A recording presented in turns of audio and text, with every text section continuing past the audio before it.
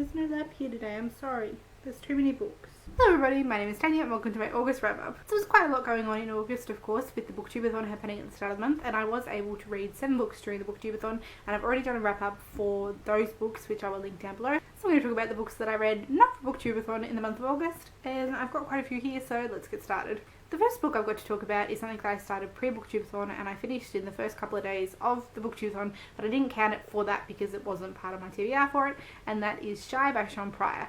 I read this one because I went to see an author event with Sean Pryor during booktubeathon week, so I wanted to get this one read before I went to see her there. This one is her memoir of her battle with shyness, which is something that I definitely identify with. Sean has had a career in the public eye, and to see her in that role, you wouldn't believe that she was shy, but this is kind of her journey and how she kind of went about looking into what that really means. So I was very interested in this topic because shyness is something that I definitely feel I suffer from and that I identify with, and definitely feel that holds me back in some respects, and it's something that I'd like to change. So I went into this one hoping, since Sean decided that she was going to really look into what shyness actually is and what it is in kind of medical terms as such, and what causes it. And so I wasn't necessarily thinking this would cure everything. It's definitely not life-changing, but I really enjoyed it, and really enjoyed reading from the perspective of somebody else who identifies in the same way and who has an amazingly successful career in the public eye, and something that doesn't affect her professional Sean as opposed to her shy Sean. And so hearing her speak was fantastic. As I said, maybe not life-changing. I don't feel like I am cured if there is a cure for shyness, but hearing her speak, basically the message that I took from this is she has learned to accept that as part of herself and to embrace her shyness as that's just who she is, and that's probably definitely something that we can all take on board. I have filmed a video where I talk a little bit more in depth about this one, although I have serious worries about its coherency. I just haven't got around to editing it yet, so watch out, there should be a video talking about this one in a little bit more depth coming soon.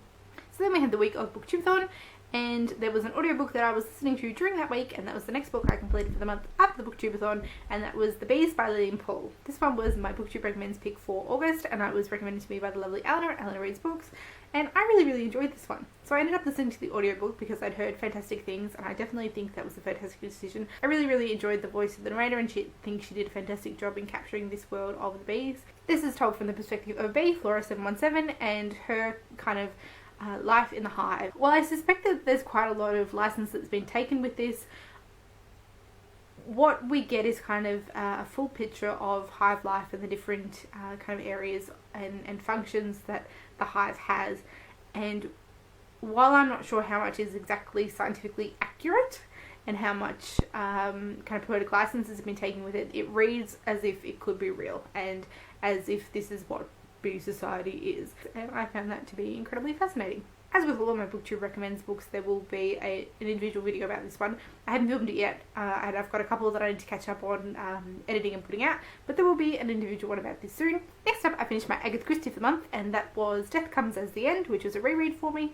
As I mentioned in my August TBR, I did very clearly remember who the whodunit was for this one, so I knew that going in, but I couldn't remember all the finer details about what happened, why, and who actually died.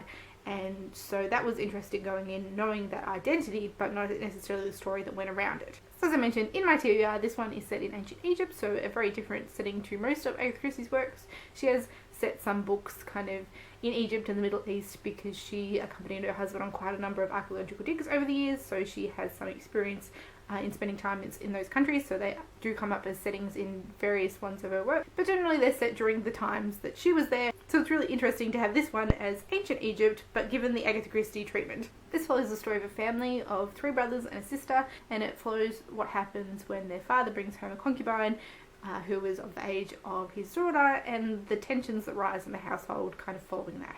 The next book I completed was actually my July pick for the Booktube Recommends project that I didn't quite get to in July, and that was The Incarnations by Susan Barker, and I loved this. So this one was recommended to me by Holly from Library at the Edge of the World. I've never heard of this one before she recommended it to me. It was one of her favourites of last year, and I'm so glad that you recommended this one to me, Holly, because I did absolutely love it. So again, as with all of my Booktube Recommends books, there will be an individual video about this one, which I have filmed, but again, I have serious doubts about its coherency, and I had to rush the ending because I had to leave the house, so I don't know whether I actually finished what I wanted to say about it, but I will be reviewing that footage soon. But basically this one follows the story of a man named Wang, who is a taxi driver in Beijing, and he begins to get letters from somebody who claims to be his soulmate and has known him over several previous lives.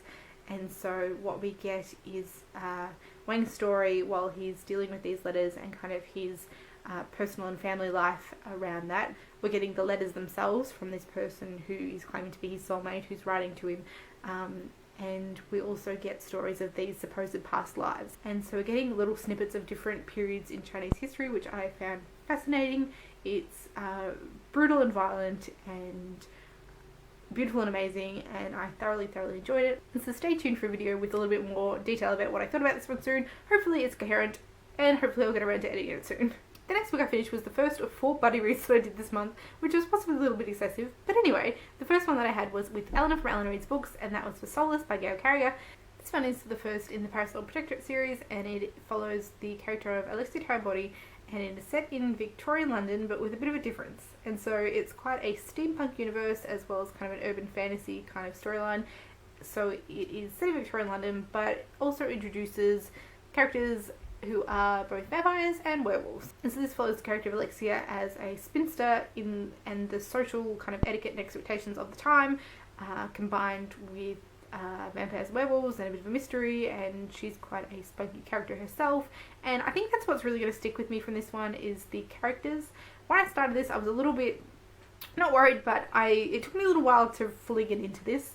Like, to start with, there was something that felt a little bit kind of not forced exactly, but rang a little bit false in terms of the tone and the storyline. But as I got further into it and really came to appreciate the bantering that's going on, or the kind of tongue-in-cheek way that this is told, I came to love it more and more. So introducing vampires and werewolves into Victorian London definitely leads to quite a lot of hilarious results, and Alexia herself within that definitely gets herself into some interesting situations.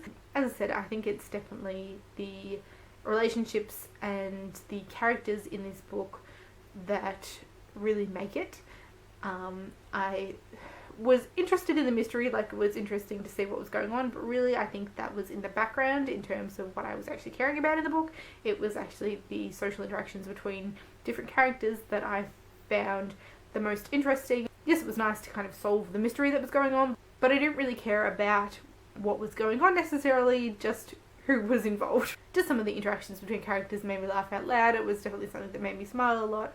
And yeah, I think the characters are going to stick with me for quite a long time. The next book I completed was an audiobook that I've been working on for quite some time since I finished The Bees, and that was The Bone Clocks by David Mitchell. This one again was another buddy read, and because I was listening to the audio version, I definitely did lag behind the group in that respect, but I really enjoyed this. This was my first David Mitchell. This one is divided into several different parts, and most of those parts following different characters, and each one felt very different from the others. So we start off in the 1980s, I believe, with a teenage Holly Sykes and a period in her life when she's 15, I believe. And then progressively the parts are set later and later in history until we get into about the 2040s, I think. And so we're starting in the past, moving to the present, and moving on into the future. And while we move on from Holly and we start getting perspectives from different characters, it all kind of centers around her and her life. But there's so much more going on that I can't even begin to explain. There is definitely an element of magical realism in this one. To start with, it was very much realism with brief moments of complete insanity and then back to realism again. And so that was kind of interesting, and then as it went on we kind of got more and more explanation, and that magical element of it came more into the fore. Basically this one follows the story of Holly Sykes throughout several stages in her life, and how she comes to be caught up in a conflict that is well beyond her realm of experience. I really enjoyed the audiobook of this one. I think the different narrators did a fantastic job. Each of the sections was voiced by a different person. Because there are some overlapping characters, it was a little bit jarring occasionally when we get somebody that we've heard from before voiced from a different perspective, and you think that's not how they sound at all. And so there were a couple of times where it was a little bit jarring from there, but in general each of the narrators did a fantastic job. They definitely brought their own voice to the different characters that they were narrating, and I thoroughly enjoyed each of them. The book also has quite a number of settings. We start off in, as I said, 1980s England.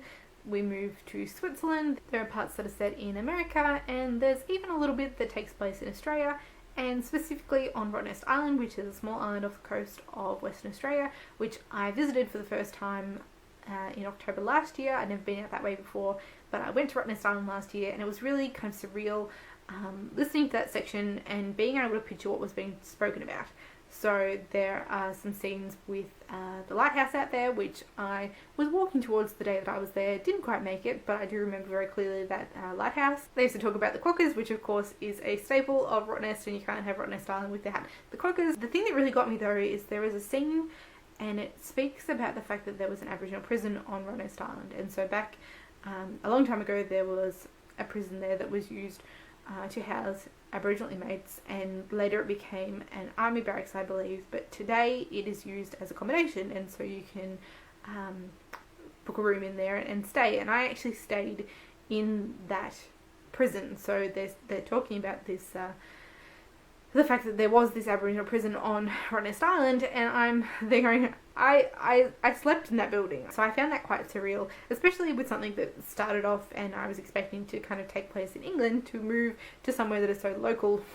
Not really local to me, I live in Victoria, which is a long way away from Rottnest Island, but something that's a little bit closer to home and something that I have actual memories for. So that was really interesting. All in all, I really enjoyed this one, and I'm so glad to have read something now by David Mitchell. The next book I finished was an incredibly fast-paced read that seemed to take me a very long time to read, which, work that out if you can, and that was Uprooted by Naomi Novik. This again is one that I read as a buddy read with quite a large group, and it was fascinating to hear everybody's views on this one because there were some very varying ones. We had people in the group that absolutely loved this, we had people in the group who absolutely hated this.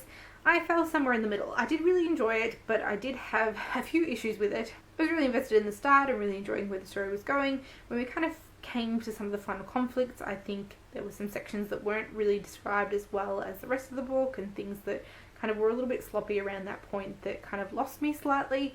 And it wasn't confusing as such, but I definitely think there were some things that needed to be fleshed out a little bit more that weren't. So the blurb of this one, and what a lot of people have spoken about with this one, is it follows the story of a village which is protected by a wizard named the Dragon, and in exchange he takes a young girl and they serve him for 10 years, and then he comes for a new girl. And there's somebody who everybody has been expecting will be taken, and that turns out not to be the case. And so from the blurb, that seems to be kind of the main focus, but that all kind of gets resolved within the first chapter, and it moves on from there. And that surprised me that everything happened so quickly. I thought that would play a bigger part, and I mean it does, but in general we get that that part of the story is resolved, and yes, we go on and then see what happens in the tower where the dragon lives, but the story goes so much further than that than I was expecting. Basically what the dragon is giving them protection from is the wood.